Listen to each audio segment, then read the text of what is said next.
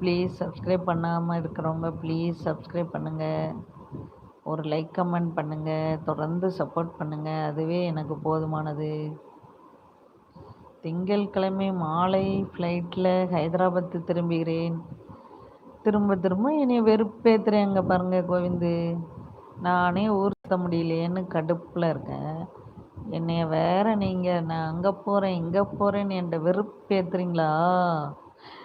Very bad very bad. இன்னும் அடுத்து ஏதாவது ஒரு ஊர் சொன்னீங்க அப்படியே கடுப்பாயிருவேன், கடிச்சிருவேன். கோவிந்தே. ஆஹா, இன்னைக்கு ஈரோடு, நாளைக்கு பெங்களூரு, அப்புறம் திங்கட்கிழமை ஹைதராபாத்து.